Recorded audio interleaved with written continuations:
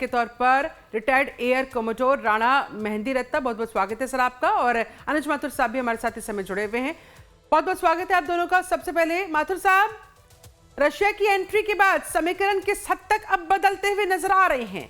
क्या लग रहा है, पुतिन ने ईरान को जो ये खुला समर्थन दे दिया है, क्या रुख अब आगे इस जंग का होता हुआ दिखाई दे रहा है?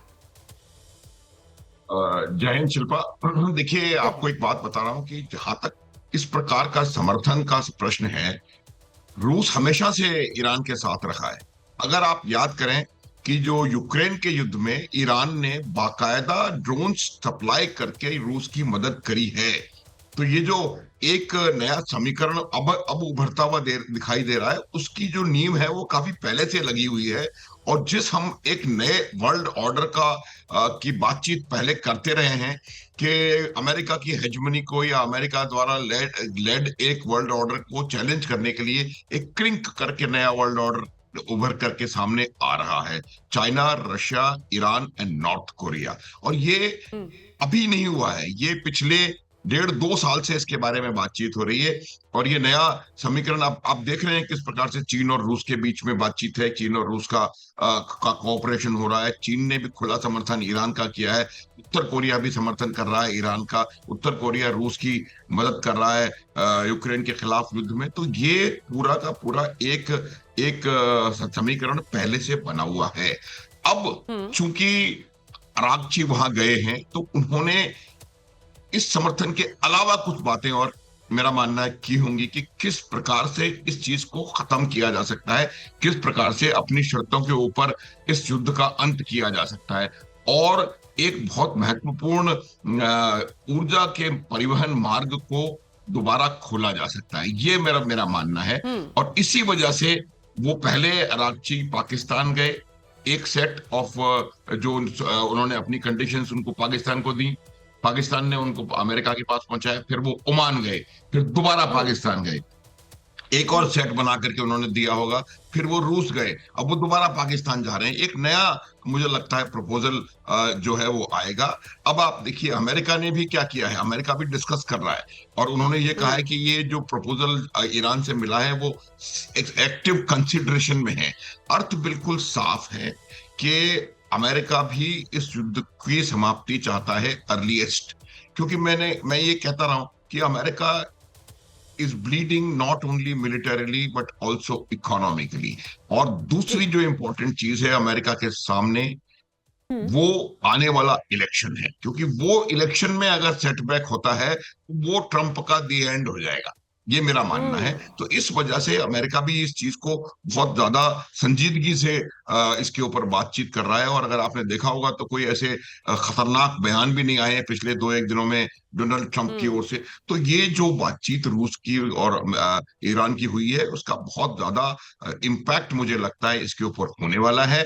और ये खुला मैसेज अमेरिका की तरफ चला गया है कि आप जो कंसिडर कर रहे हैं इनकी शर्तों को, उनको सही प्रकार से कंसिडर करें, उनको जो वेट है बिल्कुल, ये ओपन मैसेज ट्रंप के लिए, अमेरिका के लिए। चलिए मैं लौटूंगी सर आपके पास, राणा साहब का भी जल्दी से मैं ओपनिंग रिमार्क ले लेती हूं। राणा साहब, आपको क्या लगता है रशिया की एंट्री के बाद अब आगे क्या होगा? क्या अब जब प्रस्ताव के साथ टेबल पर बैठा जाएगा, टॉक के लिए बैठा जाएगा, तो कहीं ना कहीं रशिया का एक स्ट्रांग बैकअप, अब ईरान के साथ खुला समर्थन, अब ईरान के साथ, तो अब तक माना जा रहा था, अमेरिका के ये मानकर चल रहा था कि आसानी से झुका लेंगे अब हम ईरान को, लेकिन अब ऐसा नहीं हो सकेगा? जी नमस्कार। मैं इसी बात को और आगे बढ़ाते हुए 2-3 पॉइंट्स क्लियरली रखना चाहूंगा। देखिए, रशिया की एंट्री अभी नहीं हुई है, रशिया की एंट्री तो पहले दिन से ही है। और अगर आप if you read between the lines, तो रशिया ने बहुत क्लियर कर दिया है कि हम पॉलिटिकली ईरान के साथ हैं, उन्हें पूरा सपोर्ट देते हैं, उनकी संप्रभुता के लिए भी उन्हें पूरा सपोर्ट देते हैं और वो बहादुरी से लड़ रहे हैं। मगर साथ में ये भी क्लियर हो जाता है कि वो सिर्फ पॉलिटिकली ही उनके साथ हैं और ऐसा कुछ भी नहीं है कि वो उन्हें कुछ और सपोर्ट देने के लिए आगे आएंगे या इस वॉर को कुछ बढ़ाने की कोशिश करेंगे। और जैसा कि आप जानते हैं, पहले से ही रशिया कह चुका है कि अगर न्यूक्लियर यूरेनियम का इश्यू है तो उसे भी वो रिजॉल्व कर सकते हैं। और उनकी अमेरिका से भी इस बारे में बात हो चुकी है, जैसा कि हम शुरू से जानते हैं कि पाकिस्तान सिर्फ एक वाया मीडिया है और उन्हें सिर्फ मैसेज ही पास करने के लिए रखा है, क्योंकि उनकी उससे ज्यादा लेवरेज भी नहीं है। ना ईरान उन्हें ट्रस्ट करता है, ना ही कोई और उन्हें ट्रस्ट करता है। तो उसे रखना बहुत जरूरी है, क्योंकि नहीं तो मैसेजेस पास होना बंद हो जाते हैं। बाकी जो निर्णय होगा वो अमेरिका का चाइना और रशिया से मिलकर ही इस बारे में कुछ निर्णय निकल पाएगा। और दोनों आगे आने के लिए भी तैयार हैं, लेकिन उनकी अपनी ज़रूरतें हैं और वो अपनी सैंक्शंस वगैरह हटवाकर ही ऐसा कुछ करेंगे। और जैसा कि पहले भी आपको बताया जा चुका है कि यूरेनियम भी ईरान एग्री कर जाए शायद कि उसे रशिया अपनी सेफ कस्टडी में रख ले। एटलीस्ट जो बहुत ज़्यादा एनरिच्ड है, उसको तो रखने के लिए वो अलाउ कर दें, और बाकी जो उनके अपने न्यूक्लियर प्लांट्स चलाने के लिए हैं, उन्हें वो इस्तेमाल करते रहें। इस तरह का कोई सॉल्यूशन आने की उम्मीद दिखाई दे रही है रशिया के आने के बाद। और जहां तक ओमान का मामला है, उसे आप कह सकते हैं कि वो रेड हेरिंग है कि हॉर्मुज तो कभी लड़ाई में था ही नहीं। हॉर्मुज का तो कोई इशू ही नहीं था लड़ाई से पहले। तो अमेरिका अब उसे इशू बनवाकर और ईरान को कुछ उस बारे में अगर उन्हें कुछ कंट्रोल दे पाए, ऐसा तो पॉसिबिलिटी है नहीं, क्योंकि वर्ल्ड ओपिनियन भी इस बारे में ठीक नहीं होगा और पूरा वर्ल्ड भी ईरान के अगेंस्ट हो जाएगा उससे। तो हॉर्मुज को तो बिल्कुल क्लियर करना ही पड़ेगा। और अमेरिका को जो अगर जाना है वापस, तो ऐसे ही नहीं जा सकते हैं। उनकी 250th एनिवर्सरी भी है, प्लस जैसा कि आपको बताया कि इलेक्शंस भी हैं ट्रंप के लिए और कांग्रेस के लिए, तो उन्हें कुछ अचीव करना है। लेकिन वॉर दोनों पार्टी नहीं चाहते, क्योंकि देखिए ईरान चाहता है पहले अमेरिका ब्लॉकेड हटाए, अमेरिका चाहता है कि नहीं पहले ईरान हमारे सामने झुके। चलिए अब होगा क्या आगे भी आपसे मैं इस पर बातचीत करूंगी, लेकिन फिलहाल बात कर लेते हैं इसी बीच एक और बड़ी खबर की।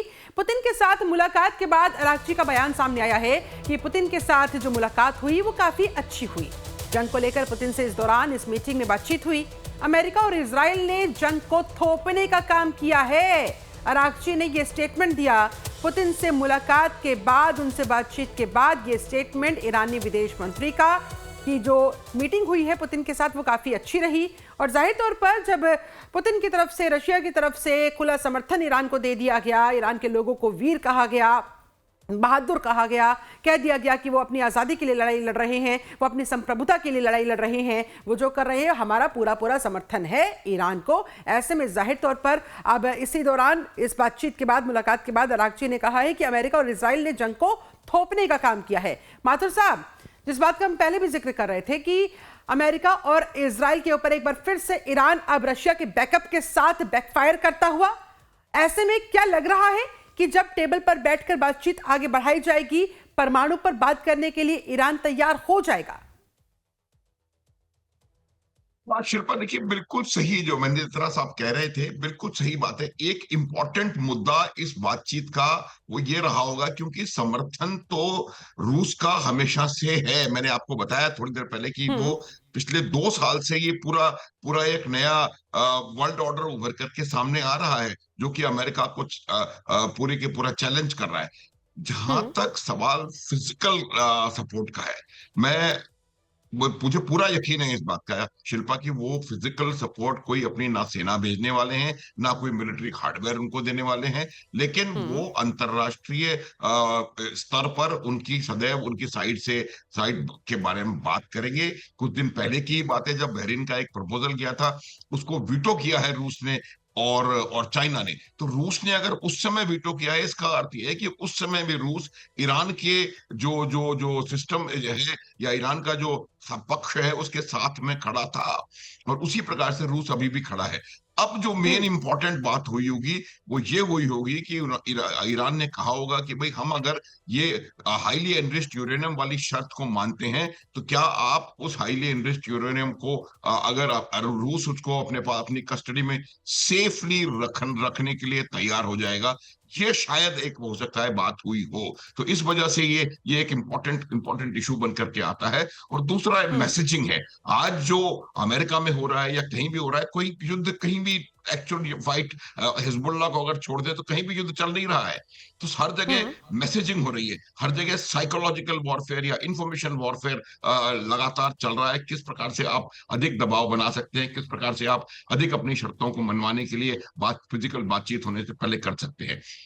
ट्रंप ने भी बिल्कुल क्लियर कर दिया है। देखिए, ये ब्लॉकेड लगने के बाद से शिल्पा, ये मैं 2-3 बार पहले भी कह चुका हूं, ब्लॉकेड लगने के बाद से जो समय है वो अब ईरान के खिलाफ है। Iran is the one which is running out of time, क्योंकि जो इकोनॉमिक उनको उनके ऊपर असर पड़ रहा है। मैं आपको कह सकता हूं कि अगर 1.5 से 2 महीने और ये ब्लॉकेड पूरे इफेक्टिव तरीके से रह गया तो ईरान बिल्कुल वहां 125% वहां का इन्फ्लेशन हो जाएगा। आज भी इन्फ्लेशन बहुत ज्यादा हाई है, वहां के लोगों में भुखमरी बहुत, आर्थिक रूप से ईरान पर बहुत ज्यादा असर हो रहा है इस ब्लॉकेड का, क्योंकि और जो राणा बाकी साहब, जो बात देश हैं। माथुर साहब ने यहाँ पर हाँ, कही है, बिल्कुल बहुत अच्छे तरीके से उन्होंने एक्सप्लेन किया है कि अब देखिए जो प्रेशर बॉल है वो ईरान के ऊपर ऑलरेडी आ चुकी थी, और क्या यही वजह है कि इस तरह से अब भागदौड़ी हो रही है? कभी ओमान जाया जा रहा है, कभी रशिया, और एक बार फिर से अब इस्लामाबाद पहुंचकर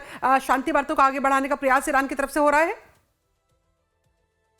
जी हाँ, माथुर साहब ने बहुत क्लियरली बताया कि ईरान के ऊपर अब इकोनॉमिक प्रेशर के लिए ही ये ब्लॉकेड लगाया गया है, और इस ब्लॉकेड को कांग्रेस को भी बताया गया है अमेरिका में ट्रंप द्वारा कि इस ब्लॉकेड को हम सिर्फ इसीलिए लगा रहे हैं ताकि ईरान अपने घुटनों पर आ जाए और बाकी सप्लाई से कोई इशू ना हो किसी को भी।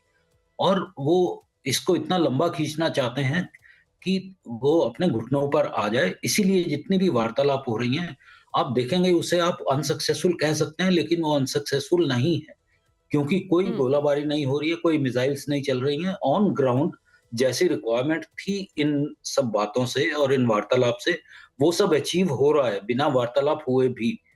सिर्फ ये है कि डायरेक्ट बात नहीं हो पा रही है, क्योंकि अभी जो मेन मुद्दे हैं वो इस छोटी सी वार्तालाप में क्लियर नहीं हो सकते हैं। उसके लिए चाइना और रशिया की इन्वॉल्वमेंट भी बहुत जरूरी रहेगी, और शायद इंडिया की भी इन्वॉल्वमेंट रहे ईरान के लिए। ईरान ऐसा चाहे शायद, क्योंकि उनकी भी बहुत साख है। तो इस बारे में मैं यह बता सकता हूँ कि वार्तालाप इसी तरह से इनडायरेक्टली चलती रहेगी और समय कुछ और आगे बढ़ता रहेगा, ताकि ईरान थोड़ा और कमजोर होता रहे और उनकी इंस्टेबिलिटी और बढ़ती रहे। और तब तक जब उन्हें चाइना और रशिया का पॉलिटिकली साथ मिल रहा है, तो कुछ ऐसी बात हो, क्योंकि वॉर से ये इश्यू सॉल्व होने वाला नहीं है। वॉर से फिर वॉर वही से इश्यू सॉल्व होने ISIS वाला जैसी नहीं है। बहुत अच्छी बात सिचुएशन आ आपने यहाँ पर जाएगी। कही है, और इसीलिए उम्मीद अब सिर्फ और सिर्फ बातचीत से, शांति वार्ता से। लेकिन इसी बीच एक और बड़ी खबर की कर लेते हैं बात। ट्रंप की राष्ट्रीय सुरक्षा टीम के साथ आज अहम बैठक होनी है। मिडिल ईस्ट के हालातों पर इस मीटिंग में चर्चा होगी। ईरान से वार्ता को लेकर चर्चा होगी। ईरान पर दोबारा बमबारी को लेकर भी चर्चा की संभावना जताई जा रही है। तो आज राष्ट्रपति हैं अमेरिका के डोनाल्ड ट्रंप, उनकी ये इंपॉर्टेंट मीटिंग होगी। मिडिल ईस्ट के हालातों पर इस दौरान इस बैठक में चर्चा की जाएगी। ईरान पर दोबारा बमबारी की जाए, नहीं की जाए, क्या आगे की रणनीति होनी चाहिए। ट्रंप अपनी राष्ट्रीय सुरक्षा टीम के साथ आज इस मीटिंग में इन्हीं मुद्दों पर चर्चा करने वाले हैं। माथुर साहब, क्या उम्मीद इस मीटिंग से? क्योंकि जो उम्मीद का तो यहाँ जहां प्रश्न है, अमेरिका, मेरा मानना है कि अमेरिका बिल्कुल क्लियर है, उनको मालूम है वो क्या करना चाहते हैं। वो ये उम्मीद इसलिए करी गई है कि अगर ईरान कोई हरकत करने का को चूज करता है तो उसका जवाब किस प्रकार से दिया जाएगा, पहली बात। और दूसरी बात, जो इजराइल का फ्रंट है, वो इजराइल लगातार हिजबुल्लाह पर हमले जारी रखे हुए है, उसको भी कहीं ना कहीं उसको देखने की आवश्यकता है। क्योंकि इस प्रकार के हमले, अगर आपको याद हो तो पहली दौर की वार्ता में एक बहुत बड़ा इम्पेडिमेंट जो था वो यही इजराइल वाला फ्रंट था। तो मेरा ये मानना है कि इस में कोई ऐसा कंक्रीट प्रपोजल निकल करके नहीं आने वाला है कि भाई अब हम ये कर देंगे, ये कर देंगे। वो लोग उन ऑप्शंस को वॉरगेम करेंगे, जिन ऑप्शंस को वो समझते हैं कि ईरान अगर ये एक्शन लेगा तो उसका किस प्रकार से जवाब दिया जाएगा।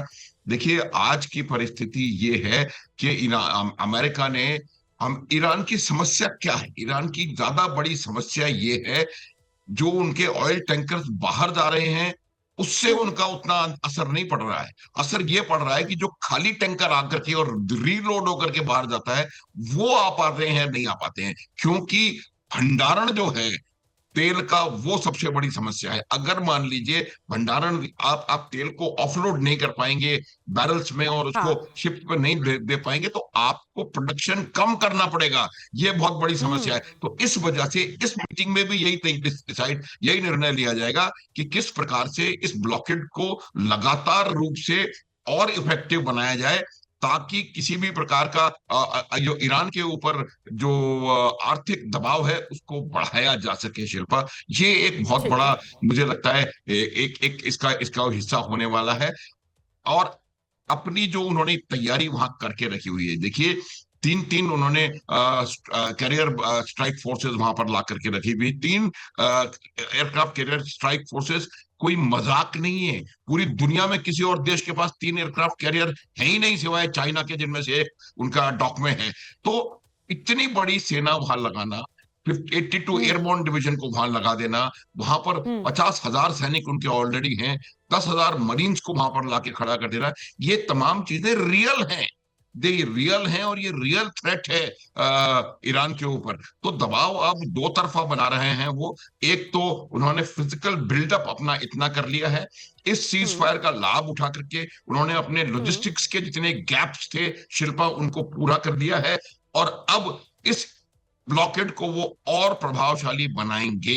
ये बात जो इसका निर्णय वहां पर लिया जाएगा, और इसको और प्रभावशाली बना करके कैसे आप उस ईरान के ऊपर लगातार दबाव बढ़ाते रहेंगे। आज भी दूसरी चीज जहां पर उसमें ये देखी जाएगी कि अब 2 दिन रह गए हैं आपका जो कांग्रेसनल अप्रूवल मिलना चाहिए इस लड़ाई को, क्योंकि 60 दिन का उनका प्रोविजन है। और जो 1971 की जो 73 का स्पेशल पावर्स एक्ट है उसमें आप 60 दिन तक लड़ाई कांग्रेसनल अप्रूवल के बगैर कर सकते हैं। तो शायद ये भी एक बहुत महत्वपूर्ण बिंदु रहेगा डिस्कशन का कि कैसे कांग्रेसनल अप्रूवल लिया जाए या कैसे इसको वॉर को एक्सटेंड किया जाए। तो ये तमाम चीजें मुझे लगता है इसमें इंपॉर्टेंटली डिस्कस होने वाली हैं। तमाम और इंपॉर्टेंट रहने वाले हैं। राणा साहब, आपको क्या लगता है राष्ट्रीय सुरक्षा टीम के साथ ट्रंप की ये बैठक कितनी महत्वपूर्ण साबित होगी और शांति वार्ता पर क्या बातचीत हो सकती है, क्या संभावना नजर आ रही है? जी हाँ, जैसा कि आपको बताया, उन्हें अभी एक्सटेंशन भी चाहिए। हालांकि इमरजेंसी एक्सटेंशन की पावर्स प्रेसिडेंट के पास रहती हैं, मगर शायद उनकी जरूरत नहीं पड़े, क्योंकि ये जितने भी अभी प्लान्स चल रहे हैं वॉर को आगे एक्सटेंड ना करके और इसी तरह सिमर करते रहे। और अपना तीसरा कैरियर भी आप वहां पर ले आए हैं, एयरक्राफ्ट कैरियर। पहले 2 ही थे। और जो पाकिस्तान की फौजें हैं उन्हें भी सऊदी अरेबिया में तैनात कर दिया गया है, इंक्लूडिंग फाइटर एयरक्राफ्ट। तो ये सब चीजें अब जो भी कुछ हो रहा है, कांग्रेस की अनुमति या कांग्रेस की परमिशन के साथ ही हो रहा है कि हम इस तरह से करेंगे और इस तरह की हमारी स्ट्रेटेजी रहेगी। तो उससे मुझे ऐसा लगता है कि बहुत ज्यादा परेशानी नहीं आएगी इन्हें एक्सटेंशन करने में, जितना भी वक्त चाहिए, जो कि बहुत ज्यादा नहीं है, कुछ 1 या 2 महीने का वक्त मांगेंगे फिलहाल वो, और वो उन्हें मिल भी जाएगा, क्योंकि अभी पीछे हटने का अमेरिका के पास भी कोई और साधन नहीं है इस तरह से पीछे हटने का। और क्योंकि अब रूस भी आ गया है इसमें, और शायद चाइना भी बहुत जल्दी इसमें बातचीत में भी इन्वॉल्व होगा, तो बहुत जल्दी इसके सॉल्व होने की भी लाइक्लीहुड है, और इसे बढ़ाने की मंशा दोनों में से किसी पर